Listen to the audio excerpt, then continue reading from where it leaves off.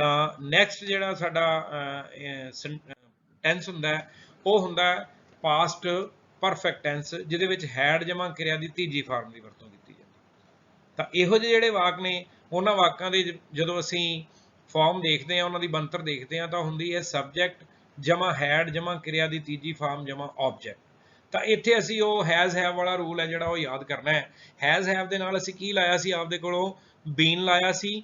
ਕਿਰਿਆ ਦੀ ਤੀਜੀ ਫਾਰਮ ਵਾਕ ਦੇ ਵਿੱਚ ਹੀ ਲੱਗੀ ਹੋਣੀ ਹੈ, ਕਿਉਂਕਿ ਹੈਜ਼ ਹੈਵ ਹੈਡ ਇਹਨਾਂ ਦੇ ਨਾਲ ਕਿਰਿਆ ਦੀ ਤੀਜੀ ਫਾਰਮ ਦੀ ਵਰਤੋਂ ਕੀਤੀ ਜਾਂਦੀ ਹੈ।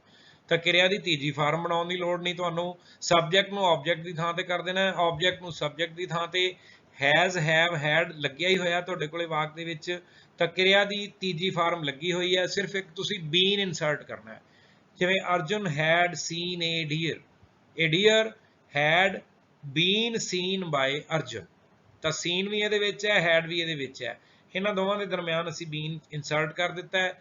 ਬਾਏ ਅਸੀਂ ਆਪਦੇ ਕੋਲੋਂ ਲਾਉਣਾ ਹੀ ਲਾਉਣਾ, ਕਿਉਂਕਿ ਮੁੱਢਲਾ ਨਿਯਮ ਹੈ ਤੁਹਾਨੂੰ ਦੱਸਿਆ ਕਿ ਹਰੇਕ ਪੈਸਿਵ ਵਾਇਸ ਦੇ ਵਿੱਚ ਬਾਏ ਲੱਗੇਗਾ, ਕਰਤਾ ਦੇ ਦੁਆਰਾ ਕੀਤਾ ਗਿਆ, ਤਾਂ ਕਰਕੇ ਇਹ ਬਾਏ ਸ਼ਬਦ ਦੀ ਵਰਤੋਂ ਕੀਤੀ ਜਾਂਦੀ ਹੈ। ਕਈ ਥਾਵਾਂ ਦੇ ਉੱਪਰ ਅਸੀਂ ਜਦੋਂ ਇਹਨਾਂ ਨੂੰ ਯੂਜ਼ ਕਰਦੇ ਹਾਂ ਤਾਂ ਪ੍ਰੈਪੋਜੀਸ਼ਨ ਹੈ ਜਿਹੜੀ ਬਾਏ ਦੀ ਥਾਂ ਤੇ ਹੋਰ ਵੀ ਵਰਤੀਆਂ ਜਾਂਦੀਆਂ ਨੇ, ਉਹ ਅੱਗੇ ਜਿਵੇਂ ਵਾਕ ਆਉਣਗੇ ਤੁਹਾਨੂੰ ਐਕਸਪਲੇਨ ਕਰਾਂਗਾ ਮੈਂ। ਅਗਲਾ ਵਾਕ ਹੈ ਸਾਡਾ I had not liked kites. ਤਾਂ ਕਾਈਟਸ ਹੈ ਜਿਹੜਾ ਸਾਡਾ ਆਬਜੈਕਟ ਹੈ ਉਹ ਸਟਾਰਟਿੰਗ ਤੇ ਆ ਜਾਏਗਾ, ਆਈ ਦਾ ਬਾਈ ਮੀ ਐਂਡ ਤੇ ਚੱਲ ਜਾਏਗਾ, ਤੇ ਹੈਡ ਹੈ ਤੇ ਕਿਰਿਆ ਦੀ ਤੀਜੀ ਫਾਰਮ ਲੱਗੀ ਹੋਈ ਹੈ। ਵਿੱਚ ਇਨਸਰਟ ਅਸੀਂ ਕੀ ਕਰਨਾ, ਆਪਦੇ ਕੋਲੋਂ ਅਸੀਂ ਇਨਸਰਟ ਕਰਾਂਗੇ been. Kites had not been liked by me. Had you taken tea, next वाक है साडा had you taken tea. Tea क्योंकि हैज़ हैव हैड, टी जिहड़ा है भावें सिंगुलर है भावें प्लूरल है, ਉਹਦੇ ਨਾਲ हैड ही लगना है। Had to been taken by you and the sign of interrogation. Sign of interrogation का ध्यान रखना बेटा, नहीं तो अद्धा नंबर है जिहड़ा ਉਹ ਕੱਟਿਆ जाना ਤੁਹਾਡਾ। साइन ऑफ इंटैरोगेशन ना लिखिया होया ना लग्गिया होया ਤਾਂ ਉਹਦੇ ਨਾਲ ਮਾਰਕਸ ਹੈ ਜਿਹੜੇ ਪੱਕੇ ਪੇਪਰ ਦੇ ਵਿੱਚ ਕੱਟੇ ਜਾਂਦੇ ਆ। ਇਹ ਚੀਜ਼ ਦਾ ਧਿਆਨ ਕਰਨਾ। ਅੱਗੇ ਸਾਡੇ ਕੋਲੇ ਜੇ ਅਸੀਂ ਗੱਲ ਕਰੀਏ ਤਾਂ ਫਿਊਚਰ ਇਨਡੈਫੀਨਿਟ ਟੈਂਸ ਆ ਜਾਂਦਾ ਹੈ। ਫਿਊਚਰ ਇਨਡੈਫੀਨਿਟ ਟੈਂਸ ਉਹ ਟੈਂਸ ਹੁੰਦੇ ਨੇ ਜਿਨ੍ਹਾਂ ਦੇ ਵਿੱਚ ਸਬਜੈਕਟ ਦੇ ਨਾਲ ਵਿਲ ਸ਼ੈਲ ਤੇ ਕਿਰਿਆ ਦੀ ਪਹਿਲੀ ਫਾਰਮ ਦੀ ਵਰਤੋਂ ਕੀਤੀ ਜਾਂਦੀ ਹੈ, ਵਾਕ ਦੇ ਅਖੀਰ ਦੇ ਉੱਪਰ ਆਬਜੈਕਟ ਹੁੰਦਾ। ਤਾਂ ਪੈਸਿਵ ਵਾਇਸ ਉਹਨਾਂ ਦੇ ਜਦੋਂ ਅਸੀਂ ਬਣਾਉਣੇ ਆ, ਉਹਨਾਂ ਦੀ ਜਿਹੜੀ ਚੇਂਜ ਅਸੀਂ ਕਰਦੇ ਆ ਉਹ ਹੁੰਦੀ ਹੈ ਕਿ ਸਟਾਰਟਿੰਗ ਤੇ ਆਬਜੈਕਟ ਤੇ ਐਂਡ ਦੇ ਉੱਤੇ ਸਬਜੈਕਟ। ਇਹ ਮੁੱਢਲਾ ਰੂਲ ਹੈ, ਠੀਕ ਹੈ। ਹੁਣ ਵਿਲ ਸ਼ੈਲ ਲੱਗਾ ਵਾਕ ਦੇ ਵਿੱਚ, ਵਿਲ ਸ਼ੈਲ ਆਬਜੈਕਟ ਦੇ ਨਾਲ ਲੱਗੇਗਾ ਅਕੋਰਡਿੰਗ ਟੂ ਆਬਜੈਕਟ, ਕਿ ਆਬਜੈਕਟ ਦੇ ਨਾਲ ਵਿਲ ਯੂਜ਼ ਹੋਣਾ ਜਾਂ ਸ਼ੈਲ ਯੂਜ਼ ਹੋਣਾ। ਤੇ ਨਾਲ ਹੁਣ ਇਹਦੇ 'ਚ ਇੱਕ ਨਵੀਂ ਚੀਜ਼ ਇਨਸਰਟ ਹੋਏਗੀ, BEB ਪਲੱਸ ਕਿਰਿਆ ਦੀ ਤੀਜੀ form plus by plus subject ਹੈ ਜਿਹੜਾ ਇਹ ਕੰਟੀਨਿਊਸ ਹਰੇਕ ਵਾਕ ਦੇ ਵਿੱਚ ਹੀ ਹੈ। ਤੁਸੀਂ ਧਿਆਨ ਜੇ ਕੀਤਾ ਹੋਵੇ ਤਾਂ ਜਿੰਨੀਆਂ ਵੀ ਟਾਈਪਸ ਅਸੀਂ ਕੀਤੀਆਂ, ਕਿਰਿਆ ਦੀ ਤੀਜੀ ਫਾਰਮ ਬਾਏ ਤੇ ਸਬਜੈਕਟ, ਇਹ ਹਰੇਕ ਵਾਕ ਦੇ ਵਿੱਚ ਆਇਆ। ਹੁਣ ਸਾਡਾ ਇਹਦਾ ਪਹਿਲਾ ਵਾਕ ਹੈ ਜਿਹੜਾ ਇਸ ਟਾਈਪ ਦਾ ਹੋਏਗਾ, Arjun will see a deer. ਠੀਕ ਹੈ ਜੀ, ਏ ਡੀਅਰ ਇਹਦੇ ਨਾਲ ਵਿਲ ਲੱਗੇਗਾ ਕਿਉਂਕਿ ਆਈ ਤੇ ਵੀ ਇਹਨਾਂ ਦੇ ਨਾਲ ਸ਼ੈਲ ਲੱਗਦਾ, ਬਾਕੀ ਸਾਰੀਆਂ ਚੀਜ਼ਾਂ ਦੇ ਨਾਲ ਵਿਲ ਲੱਗਦਾ। ਏ ਡੀਅਰ ਵਿਲ, ਤੇ ਹੁਣ ਆਪਦੇ ਕੋਲੋਂ ਇਨਸਰਟ ਕਰਨਾ ਅਸੀਂ ਬੀ, ਕਿਰਿਆ ਦੀ ਤੀਜੀ form seen, be by by and ਤੇ ਸਬਜੈਕਟ ਸਾਡਾ ਅਰਜੁਨ। ਏ ਡੀਅਰ ਜਿਹੜਾ ਆਬਜੈਕਟ ਸੀ ਉਹ ਸਟਾਰਟਿੰਗ ਤੇ ਚਲੇ ਗਿਆ, ਅਰਜੁਨ ਹੈ ਜਿਹੜਾ ਬਿਲਕੁਲ ਐਂਡ ਤੇ ਆ ਗਿਆ। A deer will be seen by Arjun.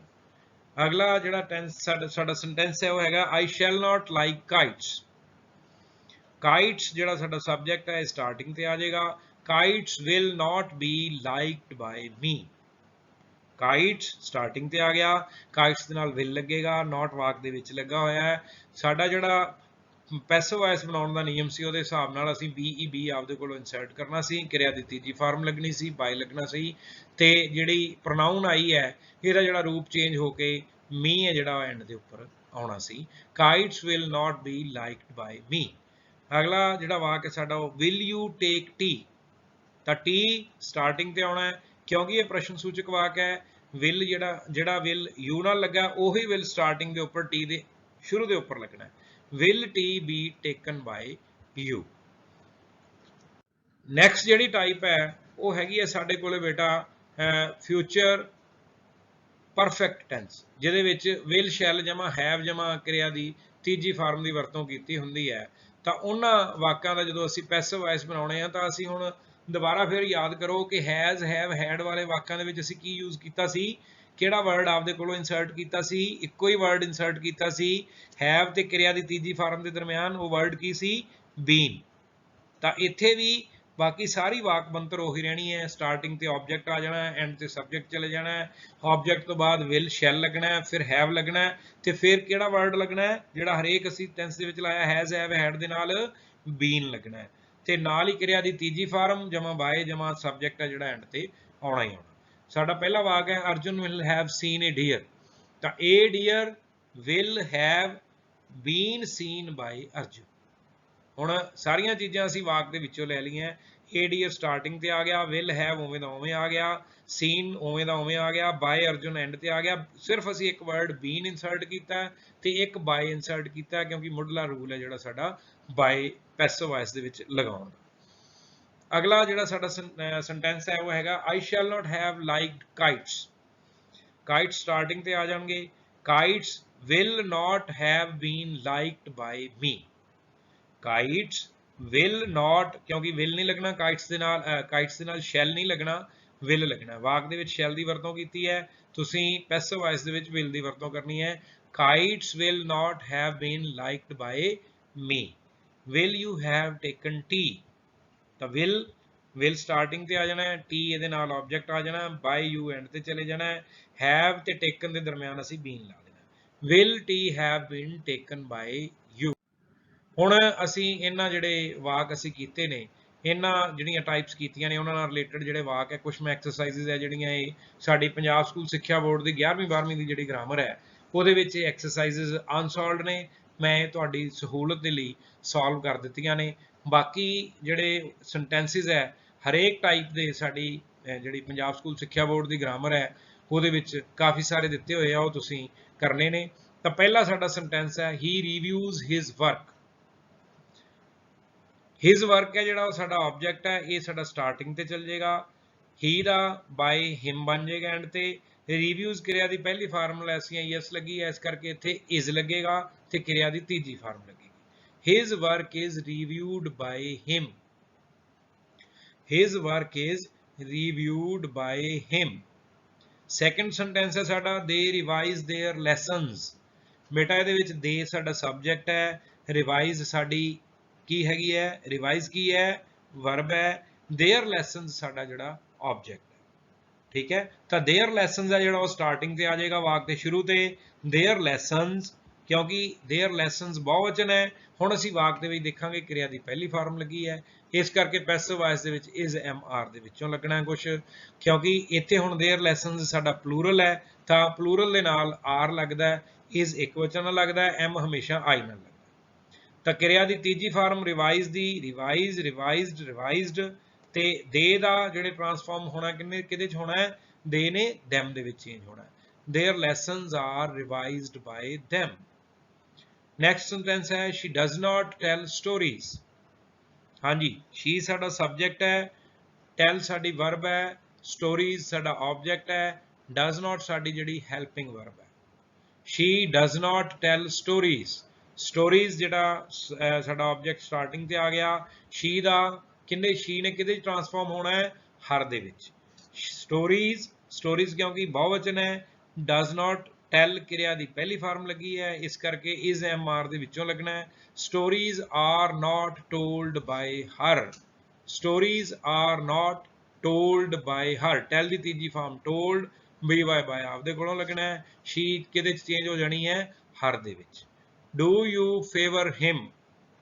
ਹਾਂਜੀ, do you favor him? you ਸਾਡਾ ਸਬਜੈਕਟ ਹੈ, him ਸਾਡਾ ਆਬਜੈਕਟ ਹੈ, favor ਸਾਡੀ ਕਿਰਿਆ ਦੀ ਪਹਿਲੀ ਫਾਰਮ ਹੈ ਤੇ do ਸਾਡੀ ਜਿਹੜੀ ਸਹਾਇਕ ਕਿਰਿਆ।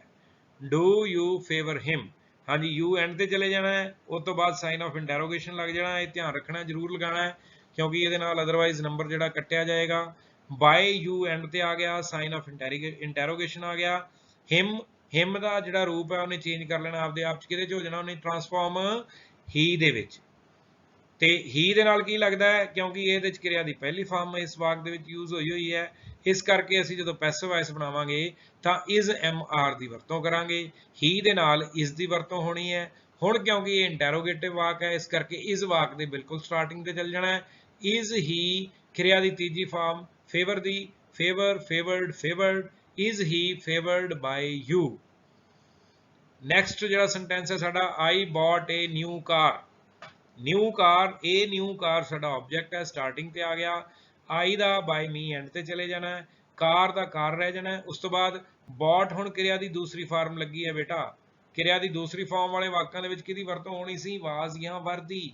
ਇਹ ਕਾਰ ਹੈ, ਇਹ ਕਾਰ ਦੇ ਨਾਲ ਇਜ਼ ਲੱਗੇਗਾ, ਜਾਂ ਇੱਥੇ ਇਜ਼ ਨਹੀਂ ਲੱਗੇਗਾ, ਇੱਥੇ ਵਾਸ ਜਾਂ ਵਰ ਦੇ ਵਿੱਚੋਂ ਇੱਕ ਚੀਜ਼ ਲੱਗੇਗੀ, ਕਿਉਂਕਿ ਸਾਡੇ ਸੈਂਟੈਂਸ ਦੇ ਵਿੱਚ ਕਿਰਿਆ ਦੀ ਦੂਜੀ ਫਾਰਮ ਯੂਜ਼ ਹੋਈ ਹੋਈ ਹੈ। ਇਹ ਨਿਊ ਕਾਰ ਵਾਸ ਬੌਟ ਬਾਈ ਮੀ।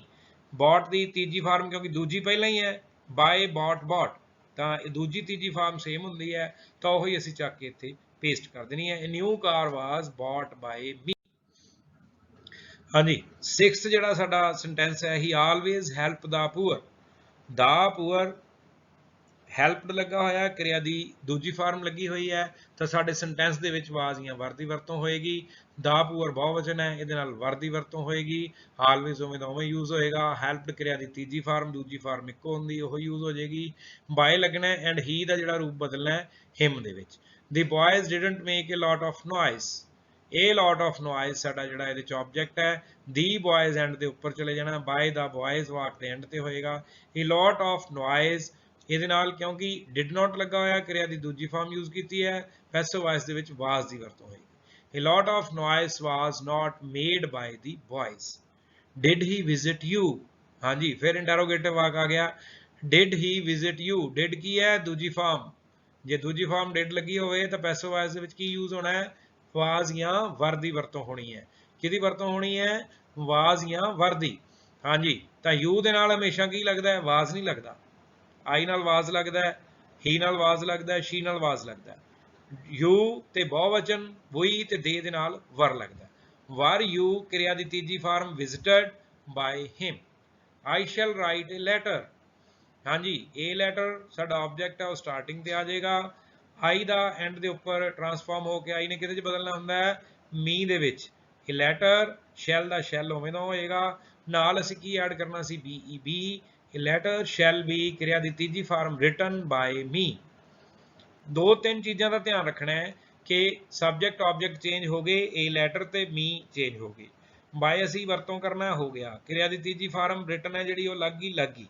ਠੀਕ ਹੈ, ਬਾਕੀ ਅਸੀਂ ਇਹਦੇ ਅਕੋਰਡਿੰਗ ਦੇਖਣਾ ਹੈ ਕਿ ਜੇ ਸ਼ੈਲ ਲੱਗਾ ਤੇ ਸ਼ੈਲ ਦੇ ਨਾਲ ਬੀ ਲੱਗਣਾ। they will read the ਰਾਮਾਇਣਾ। ਹਾਂਜੀ, they will read the ਰਾਮਾਇਣਾ। ਦਾ ਰਾਮਾਇਣਾ ਸਾਡਾ ਜਿਹੜਾ ਆਬਜੈਕਟ ਹੈ, ਦੇ ਸਾਡਾ ਸਬਜੈਕਟ ਹੈ। ਦੇ ਦਾ ਰੂਪ ਜਿਹੜਾ ਚੇਂਜ ਹੋ ਕੇ them ਐਂਡ ਦੇ ਉੱਪਰ ਟਰਾਂਸਫਾਰਮ ਹੋ ਕੇ ਦੇ them ਚ ਚੇਂਜ ਹੋ ਜਾਏਗਾ। ਠੀਕ ਹੈ, ਦਾ ਰਾਮਾਇਣਾ। ਠੀਕ ਹੈ, ਇਹਦੇ ਵਿੱਚ will ਲੱਗਾ ਹੋਇਆ, ਤਾਂ ਦਾ ਰਾਮਾਇਣਾ will be read by them। ਤਾਂ ਕੁਝ ਜਿਹੜੇ ਸੈਂਟੈਂਸ ਨੇ ਉਹ ਮੈਂ ਤੁਹਾਡੇ ਲਈ ਐਕਸਰਸਾਈਜ਼ ਦੂਸਰੀ ਹੈ, ਜਸਟ ਮੈਂ ਥੋੜੇ ਜਿਹੇ ਸਮੇਂ ਦੇ ਵਿੱਚ ਬੋਲਾਂਗਾ। he is singing a song, a song is being sung by him। they were flying kites, kites were being flown by them। you were eating fruit, fruit were being eaten by you। are they doing their work, is their work being done by them। were they making a noise, was a noise being made by them। ਹਾਂ ਬੱਚੇ, ਹੁਣ ਸਾਡੇ ਕੋਲ ਇਹ ਜਿਹੜਾ next ਵਾਕ ਹੈ, who is drawing pictures, ਇਹ ਇੱਕ ਨਵੀਂ ਤਰ੍ਹਾਂ ਦਾ ਵਾਕ ਹੈ। ਤਾਂ ਇਹਦੇ ਹਿਸਾਬ ਨਾਲ ਜੇ ਅਸੀਂ ਚੱਲੀਏ ਤਾਂ ਇਹ ਐਂਡ ਦੇ ਉੱਪਰ ਜਾਣਾ ਚਾਹੀਦਾ ਸੀ who। ਠੀਕ ਹੈ, ਪਰ ਇਹ ਹਮੇਸ਼ਾ ਜਿਹੜੇ who ਨਾਲ ਵਾਕ ਸ਼ੁਰੂ ਹੋਣਗੇ ਉਹਨਾਂ ਦਾ ਜਿਹੜੀ ਸਟਾਰਟਿੰਗ ਆ ਉਹ by whom ਨਾਲ ਹੋਣੀ ਹੈ। who ਨੇ whom ਚ ਚੇਂਜ ਹੋ ਜਾਣਾ ਹੈ, ਜਿਹੜਾ by ਅਸੀਂ ਲਾਉਣਾ ਸੀ ਵਾਕ ਦੇ ਵਿੱਚ ਉਹ ਬਿਲਕੁਲ ਸ਼ੁਰੂ ਤੇ ਵਾਕ ਤੇ ਲੱਗਣਾ by whom। ਠੀਕ ਹੈ ਜੀ, ਅੱਗੇ ਸਾਡਾ ਆਬਜੈਕਟ ਆਉਣਾ ਹੈ, ਦਾ ਪਿਕਚਰਸ ਆ ਗਿਆ। ਠੀਕ ਹੈ, ਕਿਉਂਕਿ ਦਾ ਪਿਕਚਰਸ ਬਹੁਵਚਨ ਹੈ, ਸੈਂਟੈਂਸ ਦੇ ਵਿੱਚ ਇਜ਼ ਯੂਜ਼ ਹੋਇਆ ਤਾਂ ਉੱਥੇ ਆਰ ਹੋਣਾ ਯੂਜ਼। ਬੀਇੰਗ ਵਰਡ ਲੱਗਣਾ ਕਿਉਂਕਿ ING ਲੱਗਾ ਹੋਇਆ ਕਿਰਿਆ ਦੀ ਪਹਿਲੀ ਫਾਰਮ ਦੇ ਨਾਲ, ਤੇ ਕਿਰਿਆ ਦੀ ਤੀਜੀ ਫਾਰਮ ਡਰਾ ਦੀਆਂ ਤੀਜੀ ਫਾਰਮ ਡਰਾਨ ਬਣਨੀ ਹੈ, ਤੇ ਐਂਡ ਤੇ ਸਾਈਨ ਆਫ ਇੰਟਰੋਗੇਸ਼ਨ ਇਹੋ ਜਿਹੇ ਵਾਕਾਂ ਦੇ ਜ਼ਰੂਰ ਲਾਉਣਾ ਹੈ, ਕਿਉਂਕਿ ਹੂ ਵਾਲਾ ਵਾਕ ਹੈ ਜਿਹੜਾ ਪ੍ਰਸ਼ਨ ਸੂਚਕ ਵਾਕ ਹੈ, ਤੇ ਇਹਦਾ ਜਿਹੜਾ ਪੈਸਿਵ ਵਾਇਸ ਹੈ ਉਹ ਵੀ ਪ੍ਰਸ਼ਨ ਸੂਚਕ ਹੀ ਹੋਏਗਾ। ਵਾਟ ਆਰ ਯੂ ਸੇਇੰਗ, ਹੁਣ ਇਹ ਵੀ ਸਾਡਾ ਜਿਹੜਾ ਪ੍ਰਸ਼ਨ ਸੂਚਕ ਵਾਕ ਹੈ, ਵਟ ਉਵੇਂ ਦਾ ਉਵੇਂ ਰਹਿ ਜਾਣਾ। ਬਾਕੀ ਸਾਰੇ ਵਾਕ ਨੂੰ ਜਿਹੜਾ ਆਪਾਂ ਚੇਂਜ ਕਰਾਂਗੇ, ਯੂ ਹੈ ਜਿਹੜਾ ਸਾਡਾ ਬਿਲਕੁਲ ਐਂਡ ਤੇ ਚਲੇ ਜਾਣਾ ਹੈ, ਕਿਉਂਕਿ ਸਾਡਾ ਜਿਹੜਾ ਇਹ ਸਬਜੈਕਟ ਹੈ। what is being said by you, are you not doing mischief, is mischief not being done by you, whom are you waiting for। हाँ ये बिल्कुल who ਦੇ ਨਾਲ ਦਾ ਹੀ ਵਾਕ ਹੈ। ਤਾਂ by whom are you being waited for? I am favoring you, you are being favored by me। ਬੱਚਿਓ ਹੁਣ ਇੱਕ ਨਵੀਂ ਗੱਲ ਜਿਹੜੀ ਤੁਹਾਨੂੰ ਦੱਸਾਂਗਾ ਮੈਂ, ਕੁਝ ਇਹੋ ਜਿਹੇ ਸੈਂਟੈਂਸ ਹੁੰਦੇ ਨੇ ਜਿਨ੍ਹਾਂ ਦੇ ਵਿੱਚ ਕਈ ਵਾਰੀ ਕਨਫਿਊਜ਼ਨ ਇਹ ਹੋ ਜਾਂਦੀ ਹੈ ਕਿ ਸਾਡੇ ਵਾਕ ਦੇ ਵਿੱਚ ਆਬਜੈਕਟ ਹੁੰਦੇ ਹੀ ਦੋ ਨੇ। ਤਾਂ ਉਹਨਾਂ ਦੇ ਜਿਹੜੇ ਪੈਸਿਵ ਵਾਇਸ ਹੈ ਉਹ ਦੋ ਤਰੀਕਿਆਂ ਨਾਲ ਬਣ ਸਕਦੇ ਹੁੰਦੇ, ਕਨਫਿਊਜ਼ ਨਹੀਂ ਹੋਣਾਗਾ। ਨਿਯਮ ਉਹੀ ਰਹਿਣੇ ਨੇ ਚੇਂਜ ਆਫ ਵਾਇਸ ਦੇ ਕਿ ਜੇ ਇਜ਼ ਐਮ ਆਰ ਕਿਰਿਆ ਦੀ ਪਹਿਲੀ ਫਾਰਮ ਹੈ ਤਾਂ ਉਹਦੇ ਪੈਸਿਵ ਵਾਇਸ ਦੇ ਵਿੱਚ ਇਜ਼ ਐਮ ਆਰ ਦੀ ਵਰਤੋਂ ਹੋਣੀ ਹੈ। ਜੇ ਕਿਰਿਆ ਦੀ ਦੂਜੀ ਫਾਰਮ ਹੈ ਤਾਂ ਵਾਜ਼ ਵਰ ਦੀ ਵਰਤੋਂ ਹੋਣੀ ਹੈ। ਹੈਜ਼ ਹੈਵ ਹੈਡ ਹੈ ਤਾਂ ਉਹਨਾਂ ਦੇ ਨਾਲ ਬੀਨ ਲੱਗਣਾ ਹੈ ਤੇ ਕਿਰਿਆ ਦੀ ਤੀਜੀ ਫਾਰਮ ਦੀ ਵਰਤੋਂ ਹੋਣੀ। ਉਹ ਨਿਯਮ ਸਾਰੇ ਉਹੀ ਰਹਿਣੇ ਹੈ। ਜਿਵੇਂ ਸਾਡੇ ਕੋਲੇ ਪਹਿਲਾ ਵਾਕ ਹੈ ਆਈ ਗੇਵ ਹਰ ਏ ਰੋਜ਼, ਤਾਂ ਇੱਥੇ ਸਾਡੇ ਕੋਲੇ ਆਈ ਸਬਜੈਕਟ ਹੈ, ਗੇਵ ਕਿਰਿਆ ਦੀ ਰੂਪ ਹੈ, ਹਰ ਵੀ ਸਾਡਾ ਆਬਜੈਕਟ ਹੈ ਤੇ ਏ ਰੋਜ਼ ਇਹ ਵੀ ਸਾਡਾ ਆਬਜੈਕਟ ਹੈ। ਤਾਂ ਇਹਨਾਂ ਦੋ ਤਰੀਕਿਆਂ ਦੇ ਨਾਲ ਇਹਦੇ ਪੈਸਿਵ ਵਾਇਸ ਬਣਨਗੇ। ਜੇ ਅਸੀਂ ਏ ਰੋਜ਼ ਆਬਜੈਕਟ ਲੈ ਕੇ ਚੱਲਾਂਗੇ ਤਾਂ ਸਾਡਾ ਜਿਹੜਾ ਸੈਂਟੈਂਸ ਉਹ ਬਣੇਗਾ ਏ ਰੋਜ਼ ਵਾਜ਼ ਗਿਵਨ ਟੂ ਹਰ ਬਾਈ ਮੀ, ਕਿਉਂਕਿ ਆਈ ਹੈ ਜਿਹੜੀ ਉਹਦਾ ਬਾਈ ਮੀ ਬਣ ਜਾਣਾ, ਏ ਰੋਜ਼ ਵਾਜ਼ ਗਿਵਨ ਟੂ ਹਰ ਬਾਈ ਮੀ। ਠੀਕ ਹੈ। ਦੂਸਰੇ ਟਾਈਪ ਜੇ ਅਸੀਂ ਹਰ ਨੂੰ ਲੈ ਕੇ ਚੱਲਾਂਗੇ ਤਾਂ ਹਰ ਦੇ ਵਿੱਚ ਹਰ ਦੀ ਜਿਹੜੀ ਚੇਂਜ ਹੋਣਾ ਰੂਪ ਉਹ ਸ਼ੀ ਹੋਣਾ। ਸ਼ੀ ਵਾਜ਼ ਗਿਵਨ ਏ ਰੋਜ਼ ਬਾਈ ਮੀ। ਵੀ ਟੌਟ them ਫ੍ਰੈਂਚ। ਹੁਣ ਇੱਥੇ ਵੀ ਸਾਡੇ ਦੋ ਆਬਜੈਕਟ ਲੱਭੋ ਕਿਹੜੇ ਕਿਹੜੇ ਨੇ। ਵੀ ਸਬਜੈਕਟ ਹੈ, ਟੌਟ ਵਰਬ ਹੈ। ਦੋ ਆਬਜੈਕਟ ਕਿਹੜੇ ਕਿਹੜੇ ਹੋਣਗੇ, ਇੱਕ them ਹੋਏਗਾ ਤੇ ਦੂਸਰਾ ਫ੍ਰੈਂਚ ਹੋਏਗਾ। ਤਾਂ ਜਿਹੜੀ ਇਹਦੀ ਪੈਸਿਵ ਵਾਇਸ ਬਣੇਗੀ ਫ੍ਰੈਂਚ ਆਬਜੈਕਟ ਨੂੰ ਲੈ ਕੇ ਬਣੇਗੀ French was taught to them by us. ਤੇ ਜੇ them ਜਿਹੜਾ ਆਬਜੈਕਟ ਹੈ ਇਹਨੂੰ ਲੈ ਕੇ ਅਸੀਂ ਪੈਸਿਵ ਵਾਇਸ ਚੇਂਜ ਕਰਾਂਗੇ ਤਾਂ them ਦਾ ਰੂਪ ਬਣ ਜਾਏਗਾ they were taught French by us। the judge awarded him punishment। ਇਹਦੇ ਵਿੱਚ the judge ਸਬਜੈਕਟ ਹੈ, awarded ਕਿਰਿਆ ਦੀ ਫਾਰਮ ਹੈ, him ਸਾਡਾ ਆਬਜੈਕਟ 1 ਹੈ ਤੇ punishment ਆਬਜੈਕਟ 2 ਹੈ। punishment ਆਬਜੈਕਟ ਲੈ ਕੇ ਜੇ ਅਸੀਂ ਪੈਸਿਵ ਵਾਇਸ ਬਣਾਉਣੇ ਆ ਤਾਂ punishment was awarded to him by the judge। ਤੇ ਜੇ him ਲੈ ਕੇ ਅਸੀਂ ਆਬਜੈਕਟ ਪੈਸਿਵ ਵਾਇਸ ਬਣਾਵਾਂਗੇ ਤਾਂ he was awarded punishment by the judge। ਠੀਕ ਹੈ। ਦੀ ਜੱਜ ਸਬਜੈਕਟ ਐਂਡ ਤੇ ਆ ਗਿਆ, ਹੀ ਜਿਹੜਾ ਉਹ ਸਟਾਰਟਿੰਗ ਤੇ ਆ ਗਿਆ। ਹੀ ਦੇ ਨਾਲ ਕਿਉਂਕਿ ਇਹਦੇ ਚ ਦੂਸਰੀ ਫਾਰਮ ਯੂਜ਼ ਕੀਤੀ ਹੋਈ ਹੈ, ਹੀ ਦੇ ਨਾਲ ਵਾਜ਼ ਲੱਗੇਗਾ। ਕਿਰਿਆ ਦੀ ਤੀਜੀ ਫਾਰਮ ਅਵਾਰਡਡ, ਪਨਿਸ਼ਮੈਂਟ ਯੂਜ਼ ਉਵੇਂ ਹੀ ਹੋਣਾ ਬਾਈ ਦੀ ਜੱਜ। She sent me a gift. ਇਹਦੇ ਚ ਵੀ ਸਾਡੇ ਦੋ ਆਬਜੈਕਟ ਕਿਹੜੇ ਕਿਹੜੇ ਹੈ, ਇੱਕ ਸਾਡਾ ਆਬਜੈਕਟ ਹੈ ਮੀ ਤੇ ਦੂਸਰਾ ਆਬਜੈਕਟ ਹੈ a gift. A gift was sent to me by her and I was sent a gift by her. The teacher narrated us a story.